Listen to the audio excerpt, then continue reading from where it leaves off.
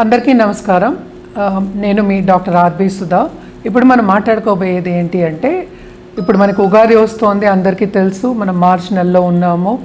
March 30th Ugadi వస్తోంది. విశ్వవసు నామ సంవత్సరం. 60 ఏళ్ళకి ఒక్కసారి నేమ్స్ చేంజ్ అవుతాయి, అంటే 60 years. ఉగాది అంటే ఏంటో ఫస్ట్ చూద్దాము, దాని తర్వాత రాశి ఫలితాలు మాట్లాడుకుందాము. మన ఉగాది అంటే ఫస్ట్ గుర్తొచ్చేది మనకు ఉగాది పచ్చడి, అలాగే తోరణాలు, ఇల్లు కలకలలాడాలు, అలాగే ఏంటంటే మంచి పిండి వంటలు చేసుకోవడాలు, అందరికీ ఏంటంటే ఇచ్చిపుచ్చుకోవడం, అలాగే హ్యాపీగా గడిపే ఒక పండగ కింద మనం చేసుకుంటూ ఉంటాము. కానీ ఉగాది అంటే స్టార్టింగ్ ఆఫ్ క్రియేషన్, అంటే ఏంటంటే బ్రహ్మదేవుణ్ణి కూడా కొలుస్తాం, అందరూ త్రిమూర్తుల్ని కూడా కొలుస్తాం అన్నమాట. యుగం ఈరోజే మొదలైంది అనేది ఒక ఆన్మాయితీ కింద వస్తుంది, అంటే మన పెద్దలు చెప్పింది అన్నమాట.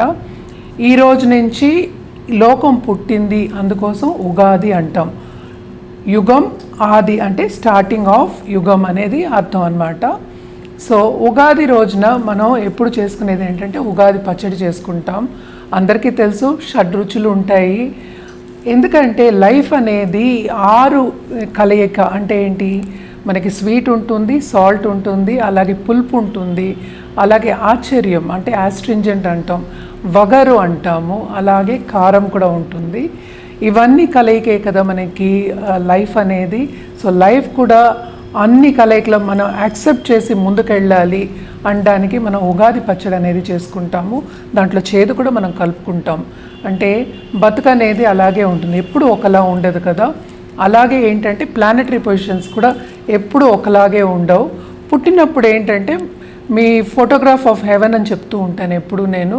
సో పుట్టినప్పుడు మీ జాతకం చూసి పరిశీలించి మనమేమో చెప్పడం అనేది జరుగుతుంది. జాతక రీత్యా ఏం రెమెడియల్ మెషర్స్ చేసుకోవాలి, ఏం చేసుకోవాలి అనేది చెప్పడం అనేది జరుగుతుంది. కానీ ఉగాది అనేప్పటికీ ఎప్పటికైనా గుర్తొచ్చేది ఏంటంటే మంచి ముగ్గులు వేసుకోవడం, పచ్చ తోరణాలు, అలాగే ఏంటంటే మంచి పిండి వంటలు, నేను ఇందాక అన్నట్టు పిండి వంటలు, అలాగే పంచాంగ శ్రవణాలు, అలాగే ఏంటంటే మనకు నవనాయకులు ఈ సంవత్సరం అంతా ఎట్లా ఉంటుంది అని చెప్పుకోవడం. అండ్ ఆల్సో ఏంటంటే ఈసారి ఎప్పటికైనా సరే మనకి వచ్చేది ఏంటంటే చైత్ర శుద్ధ పాడ్యమి రోజు వస్తుందన్నమాట. అండ్ ఆల్సో మనం ముందే మాట్లాడుకున్నాము, మీనరాశిలో మనకి 6 ప్లానెట్స్ కలయిక అనేది ఉంటుంది. అలాగే ఏంటంటే మార్చ్ 29th మనకి ఎక్లిప్స్ కూడా, గ్రహణం కూడా ఉందన్నమాట. అన్నీ అయిపోయి మనకి ముందుకు సాగడం అనేది జరుగుతుందన్నమాట. సో ఈ ఉగాది విశ్వవసునామ సంవత్సరం. లాస్ట్ ఇయర్ ఏంటంటే క్రోధినామ సంవత్సరం. అందరూ ఆ పేరుకు కూడా చాలామంది ఆందోళన భయపడ్డారనమాట. సో అలాంటివన్నీ ఏం లేవు, ఇవి ఒక పేర్లే అనమాట. ఎవరి జాతక రీత్యా చెప్పడం అనేది జరుగుతుంది. సో ఎప్పుడైనా మనం ఏది మాట్లాడుకున్నా, అంటే రాశి ఫలితాలు మాట్లాడుకున్నా, ఎప్పటికైనా మనం ప్లానెటరీ పొజిషన్స్ అనేవి చూస్తాం. అంటే ఎక్కడెక్కడ ఏ గ్రహాలు ఉన్నాయని చూసి దాన్ని బట్టి మనం ప్రెడిక్షన్స్ ఇవ్వడం అనేది జరుగుతుంది. అంటే ఏంటి, మనకి తెలుసు, అందరికీ తెలుసు 9 ప్లానెట్స్ ఉన్నాయి, అలాగే 12 రాశులు ఉన్నాయి. మనం 12 భావాల కింద కూడా తీసుకుంటాము. రాశి అనేది ఏంటంటే మనకి చంద్రుడు ఏ ఇంట్లో ఉంటే రాశి కింద పరిగణిస్తాము. రాశి వారీగానే మనం ప్రెడిక్షన్స్ ఇవ్వగలం అన్నమాట. అంతర్జాతకాలు చెప్పాలి అంటే కోట్ల మంది ఉన్నారు. అంతర్జాతకాలు మనం టీవీలో కానీ జనరల్గా కానీ చెప్పలేము. ఎవరి జాతకం వాళ్ళని పరిశీలించుకుంటే అప్పుడు కరెక్ట్గా చెప్పడం, సొల్యూషన్ ఇవ్వడం అనేది జరుగుతుందన్నమాట. బట్ జనరల్గా ఇప్పుడు ప్లానెటరీ పొజిషన్స్ ఎలా ఉన్నాయో చూద్దాము. నేను ఇందాక చెప్పినట్టు ఉగాది, అందరు ప్రేక్షకులకి ఉగాది శుభాకాంక్షలు. ఉగాది రోజు ఎప్పుడంటే మార్చ్ 30th అయిందనమాట. అండ్ ఆల్సో మనకి ఎక్కడెక్కడ ప్లానెటరీ పొజిషన్స్ ఉన్నాయో ఇప్పుడు చెప్తాను, గమనించుకోండి. 5 ప్లానెట్స్ ఏంటంటే మనకి ఈరోజు మనకి మీనరాశిలో ఉన్నాయన్నమాట. అంటే శని ఏమో మార్చ్ 29th మూవ్ అవుతున్నారు. అండ్ ఏమో రాహు ఏమో మనకి ఏంటంటే ఇక్కడే మీనరాశిలో ఉన్నారు. అండ్ ఆల్సో మనకి బుధుడుగా, అలాగే శుక్రుడు, అలాగే ఏంటంటే సూర్యుడు కూడా మనకి మీనరాశిలోనే ఉన్నారు. ఒక్క నిమిషం, రిపీట్ మీనరాశిలోనే ఉన్నారు. అలాగే ఏంటంటే మనకి కేతు ఏమో మనకి కన్యా రాశిలో ఉన్నారు. అలాగే మనకి కుజుడేమో మనకి ప్రస్తుతం మిథునంలో ఉన్నారు. జూపిటర్ అన్నిటికన్నా ఏంటంటే బెనిఫిక్ గ్రహం, అంటే మంచి చేసే గ్రహం, శుభగ్రహం. మనకి వృషభంలో ఉన్నారనమాట. వృషభం నుంచి మనకి మిథునానికి మే 14th వెళ్తున్నారు. అలాగే రాహు కేతువులు మూమెంట్ కూడా మనకి మే 18th ఉంది. ఎక్కడికి వెళ్తున్నారు? కుంభంలో మనకి రాహు, అలాగే సింహానికేమో కేతు వెళ్తున్నారు.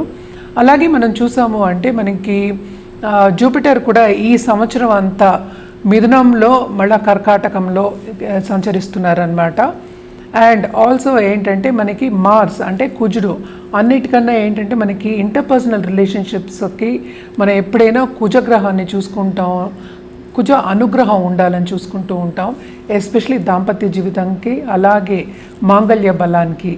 సో ఆయన ఏంటంటే జూన్ 7th మనకి సింహానికి వస్తున్నారనమాట. సో చాలామందికి ఏంటంటే ఇప్పుడు ఏల్నాడ్స్ అని అనేది భయం చాలామందికి ఉంటుంది. ఈ ఎవరెవరికి ఏల్నాడ్స్ అని ఉందో చూద్దాము. మనకి మకరం వాళ్ళకి ఏల్నాడ్స్ అని అనేది తొలగిపోతుంది పూర్తిగాను. ఎందుకంటే మీనానికి మార్చ్ 29th వెళ్తున్నారనమాట. అలాగే మీనంలోనే మనకి 2 ఎక్లిప్సెస్ కూడా ఉన్నాయి మార్చ్లో. అవన్నీ అయిపోయిన తర్వాతే మనకి ఉగాది అనేది వస్తుంది, అంటే మనకి కొత్త సంవత్సరం వస్తుంది. సో అందరూ కూడా ఏంటంటే హ్యాపీగా ఉండే ఒక తరుణం అని చెప్పుకోవచ్చు అనమాట. సో ఇప్పుడు ఏల్నాడ్స్ అనేమో మనకి మేషరాశి వాళ్ళకి మొదలవుతోంది, మీన రాశి వాళ్ళకి ఏంటంటే 2వ ఘట్టంలో ఉంది, కుంభరాశి వాళ్ళకి ఏంటంటే లాస్ట్ ఘట్టంలో ఉందన్నమాట. ఎప్పటికైనా సరే ఏల్నాడ్స్ అని ఎందుకు భయపడుతున్నారు అంటే 2వ హౌస్ అంటే రెండో భావం అలాగే 12వ భావాన్ని ఎఫెక్ట్ చేస్తుంది, అలాగే తను భావాన్ని కూడా ఎఫెక్ట్ ఇస్తుంది అనమాట. సో ఏం చేస్తుంది ఏల్నాడ్స్ అని అనేది ఏంటంటే వెళ్ళేటప్పుడు ఎప్పటికైనా మంచి చేస్తుంది. శని ఎప్పటికైనా ఏంటంటే లేట్గా ఇస్తాడు కానీ ఇవ్వడం అనేది తప్పక ఉంటుంది. రిజల్ట్ కూడా చాలా మంచి రిజల్ట్స్ ఉంటాయి అన్నమాట.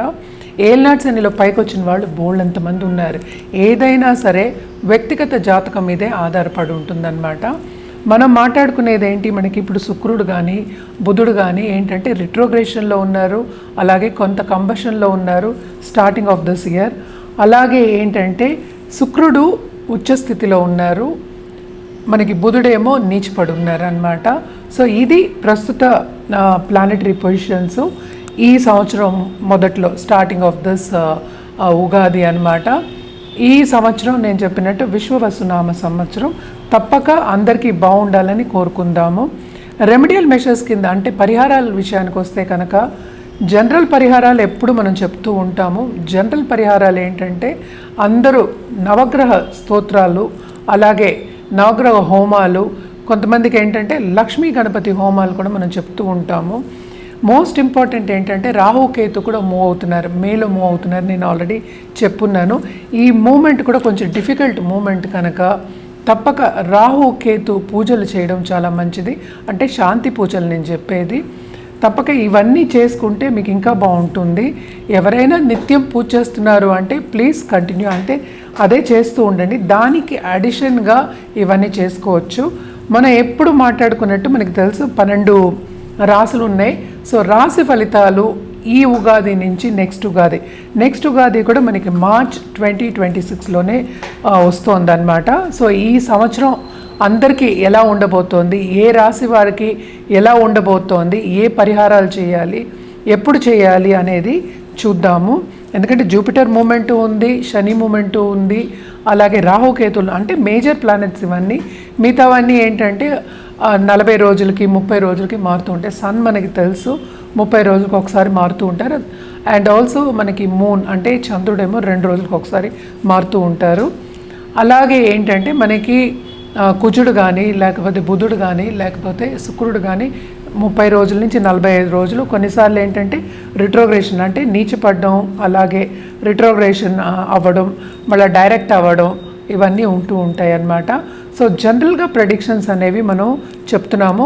ఎవరికైనా వ్యక్తిగత జాతకం చూపించుకోవాలి అంటే తప్పక కింద స్క్రోల్ అయ్యే నంబర్కి సంప్రదిస్తే కనుక అన్ని వివరాలు చెప్పడం అనేది జరుగుతుంది. ఎందుకని ఇది చెప్తున్నాము అంటే వ్యక్తిగత జాతకం మీదే రెమెడియల్ మెషర్స్ అనేవి ఆధారపడి ఉంటాయి. ఎందుకంటే మీ జాతక రీత్యా ఇవ్వడం అనేది ఏంటంటే కరెక్ట్గా మీకు పైకి వచ్చే ఛాన్సెస్ ఎప్పుడు ఏమవుతుంది, ఏ టైంలో ఎలా ఉంటుందో చెప్పడం అనేది జరుగుతుంది. ఇవన్నీ జనరల్ ప్రెడిక్షన్స్ అండ్ ఆల్సో మనం రాశి వారిగానే చెప్తున్నాం అన్నమాట. సో రాశి వారిగా చెప్పినప్పుడు ఈ రాశిలోనే బోల్డంత మంది అంటే కోట్ల మంది ఉంటూ ఉంటారు, అందరికీ ఒకలాగా అవ్వదు కదా. సో వ్యక్తిగత జాతకం మీద మనం ఎప్పుడైనా పరిశీలించి రెమెడియల్ మెషర్స్ కానీ లేకపోతే మనం ఒక జాతిరత్నం వేసుకున్నా కానీ అది ఇంకా బాగా పనిచేస్తుంది. ఎందుకంటే ఎవరికైనా సరే పైకెళ్ళాలనే ఉంటుంది కదా, ఎవరు కింద పడాలి అనుకోరు కదా, కింద పడినా లేచే శక్తి ఉండాలని అనుకుంటారు. తప్పక ఈ ప్లానెటరీ పొజిషన్స్ అన్నీ మనం చూసుకున్నాము అంటే ఎందుకు ఇవన్నీ చూసుకుంటున్నాము, ఎందుకంటే ప్లానెటరీ ఎనర్జీస్ అనేది మనని ఇన్ఫ్లుయెన్స్ చేస్తాయి అన్నమాట. తప్పక ఏ ప్లానెట్కి ఎలా చేయాలి అంటే ఏ పరిహారం చేయాలి, ఎలా జాతక రీత్యా బ్యాలెన్స్ చేయాలి అనేది చెప్పడం అనేది జరుగుతుంది. సో తప్పక కింద స్క్రోల్ అయ్యే నంబర్కి కానీ ఈమెయిల్ ఐడి కానీ సంప్రదిస్తే అన్ని వివరాలు చెప్పడం అనేది జరుగుతుంది. మళ్ళీ చెప్పడం ఏంటంటే ఉగాది శుభాకాంక్షలు అందరు ప్రేక్షకులకి. ఈ ఉగాది చాలా బాగుంటుంది, అందరికి హ్యాపీగా ఉంటారని అనుకుంటూ సెలవు. ఇప్పుడు మనం మాట్లాడుకోబోయేది వృశ్చిక రాశి వాళ్ళ గురించి.